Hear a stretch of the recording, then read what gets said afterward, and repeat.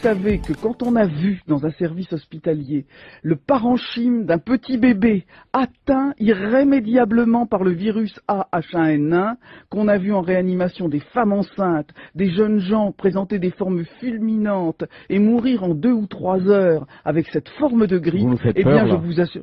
je vous dis la vérité. J'essaye de leur expliquer les choses et de ne pas les prendre pour des imbéciles. Et donc, plutôt que de céder à l'alarmisme actuel du ministère qui consiste à monter en épingle le moindre décès, je pense qu'il faut donner un peu de recul aux gens qui nous écoutent.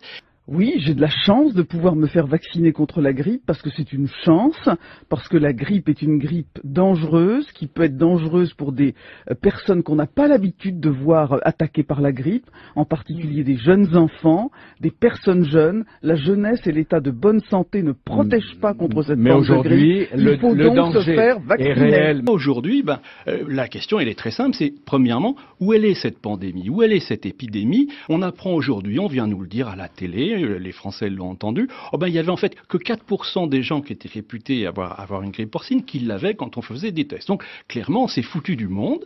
Et donc, ma première remarque, c'est où elle est cette pandémie? Le seuil pandémique est franchi, avec 360 000 consultations par semaine, comme nous l'avons vu la semaine dernière. Le seuil pandémique est atteint, il est même largement dépassé. Et faites-vous vacciner. Je redis contre Madame Bachelot, contre le directeur de la DGS, qui soit ne sont pas informés, soit mentent. Je vous dis la vérité.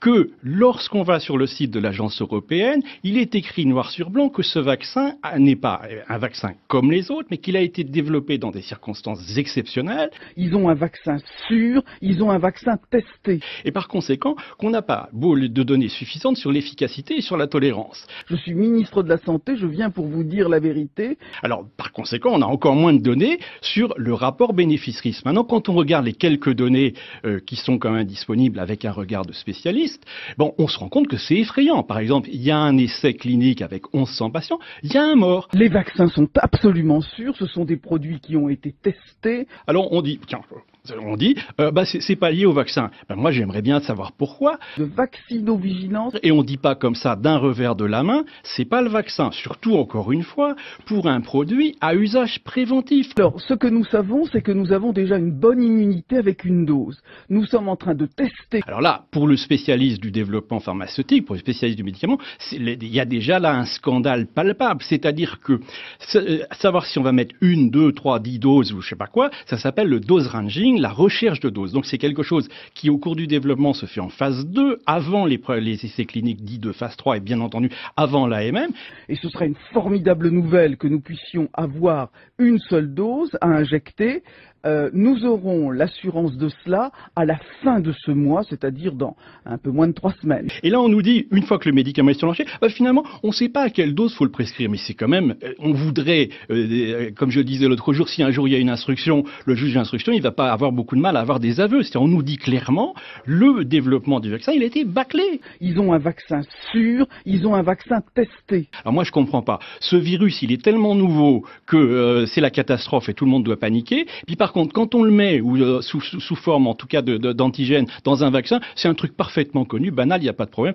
Les Français comprennent très bien qu'on se moque d'eux. Je suis ministre de la Santé, je viens pour vous dire la vérité. Les adjuvants, l'espèce, sont un petit peu un faux problème, dans la mesure où, moi, ce que je dis, c'est que le vaccin avec adjuvant, il a été déjà bâclé. Alors maintenant, pour faire plaisir aux gens, on dit on va vous faire un vaccin vite fait, bien fait, sans adjuvant, mais il va être encore plus bâclé. Je veux mener cette opération dans la plus totale transparence. Là, je crois que c'est un scandale qui doit être médiatisé à sa mesure. C'est la première fois, à ma connaissance, que la force publique est requise pour aller au bout d'une histoire de promotion pharmaceutique et aider à écouler des stocks qui ont été acquis au terme d'un processus absolument atterrant où il est difficile de faire la part de l'incompétence et de la corruption. Et faites-vous vacciner. Et je pèse mes mots.